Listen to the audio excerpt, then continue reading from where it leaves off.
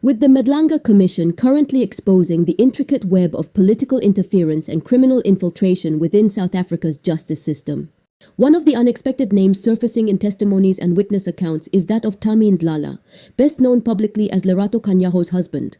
General Ndlala previously testified before the ad hoc committee that a police officer was invited to a private party where he was offered what was described as a soft life in exchange for cooperation. What shocked the officer wasn't just the offer, but who was at the event: senior police officers and individuals under investigation. At the Madlanga Commission, Witness A, an investigating officer, testified that he was invited to one such gathering at 12 on Hilal Villa and Spa, a luxury hotel owned by Tami Ndlala. According to the testimony, this invitation was extended through a colleague, and when Witness A arrived, he was surprised to find high-ranking law enforcement officials in attendance, including Major General Shibiri. This wasn't an isolated event. Another gathering reportedly took place where Witness A did not attend, but his colleague did.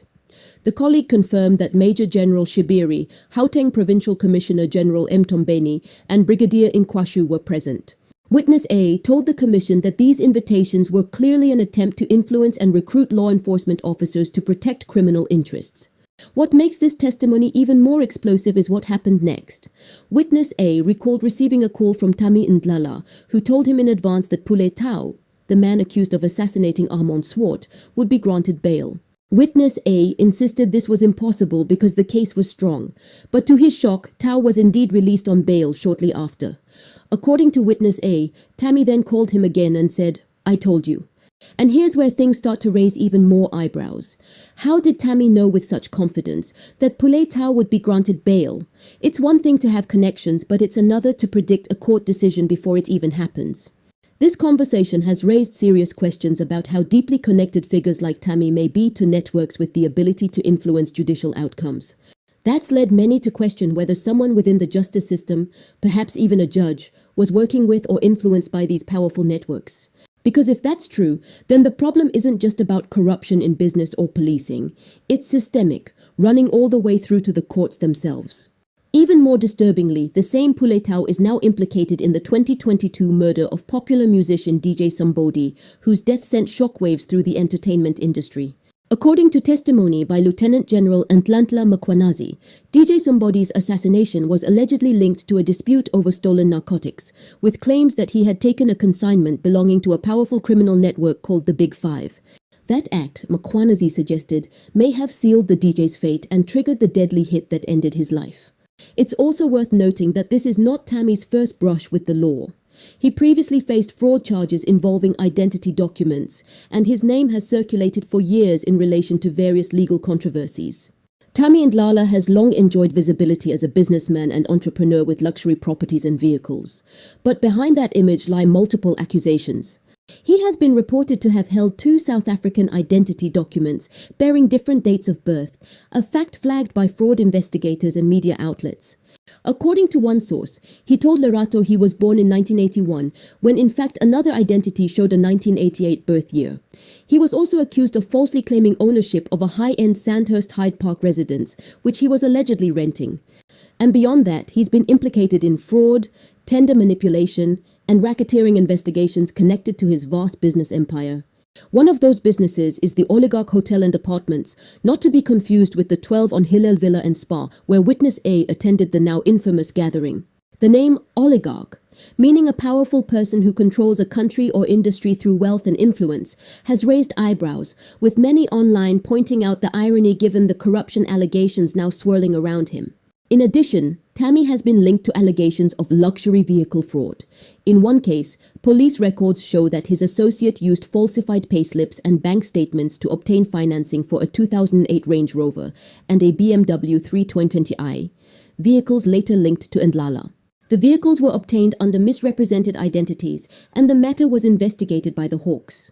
Ndlala also made headlines earlier this year after reportedly purchasing a shopping mall in Pretoria, with critics questioning whether the funds used were obtained legitimately. Complicating matters further is the resurfaced feud between Lerato and Teboho Tobejane. Back in 2022, Lerato accused Teboho of having an affair with her husband, the same Teboho who later made headlines when Vusumuzi Kat Matlala was arrested for allegedly putting out a hit on her. The irony hasn't been lost on the public, as both Ndlala and Ndlala have been mentioned in the broader criminal networks being examined by the Madlanga Commission. Their shared proximity to the same circles of influence and controversy has only strengthened public suspicion that these men might be part of a larger web of power, corruption, and manipulation operating behind the scenes. Under an old TikTok video shared by Lerato showcasing the couple's Oligarch Hotel, one user commented, 20th October 2025. Lerato quickly replied, "Pin it, my babe, and come back here again, we'll be waiting." Her response only added more fuel to the speculation about what might be coming next. Many interpreted Lerato's confident response as a subtle declaration that her husband would soon be cleared of all wrongdoing. However, others saw it differently, as a quiet admission that she might have known more than she's letting on.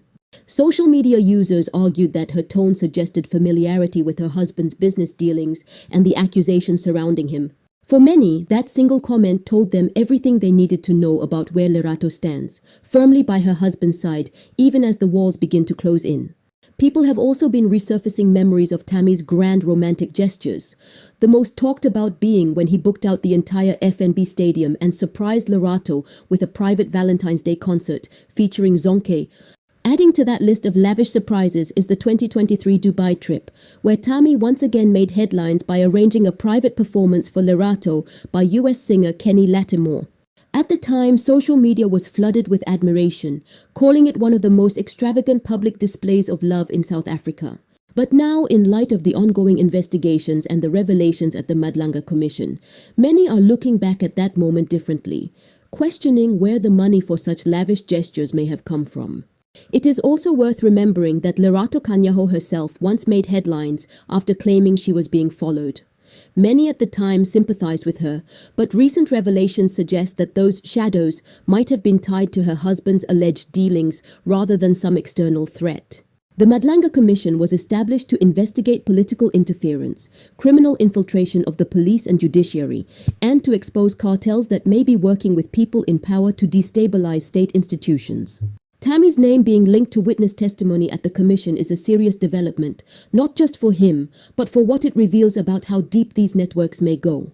As of now, Thami has not been formally charged in connection with the Madlanga Commission's ongoing hearings, but the implications of these testimonies are clear. Individuals with wealth and influence may have access to levers of power that ordinary citizens simply don't.